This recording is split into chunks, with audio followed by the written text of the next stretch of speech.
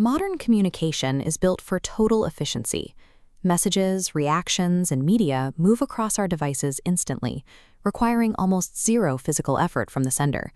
A few rapid taps can launch a hurtful comment, an embarrassing photo, or a clumsy joke into a public forum. This ease of execution allows an aggressor to distance themselves from the consequences. They can walk away from the interaction, dismissing their behavior as a fleeting moment or a bit of harmless fun. This creates a sharp asymmetry.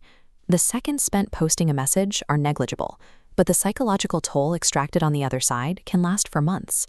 The digital screen creates a one-way mirror. The person posting moves on instantly, while the recipient is left to manage a deep and enduring emotional crisis alone. Cyberbullying is defined by its repetition. It is the persistent use of digital platforms to embarrass, threaten, or exclude a specific target. These attacks manifest across every digital touchpoint: direct messages, public posts on social feeds, voice lobbies in online games, and private group chats. This network node shows how digital architecture weaponizes a single post. It is shared, forwarded, and multiplied, turning an isolated incident into a permanent record. This exponential spread traps the target. Everywhere they look, the harassment is amplified, making the digital environment inescapable.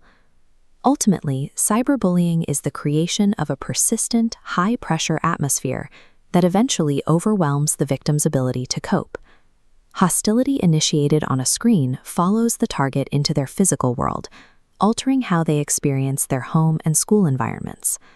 The impacts are immediate and physiological.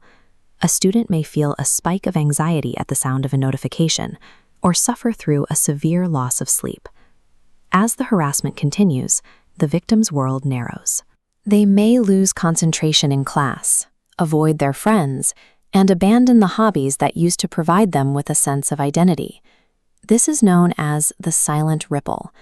Most targets will never openly declare that they are being harassed, choosing instead to carry the weight of the attack in private.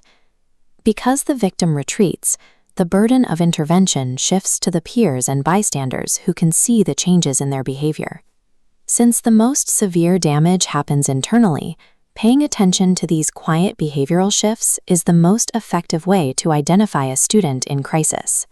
Neutralizing a digital attack requires a structured, deliberate response to break the cycle of harassment. The first step is to notice. We must remain observant of the subtle signs of withdrawal or unusual silence in the people around us. Step 2 is to support. This involves checking in privately and listening to their experience without offering judgment or unsolicited advice. Bystanders must be careful not to contribute to the spread. This means refusing to react with emojis, add comments, or share the harmful content with others. Step 3 moves into active documentation. Saving screenshots and compiling a record of the harassment is essential before blocking the accounts involved. The final step is to report.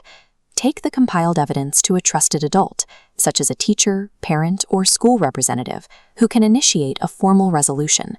Reporting the incident is the most direct way to dismantle the harasser's influence.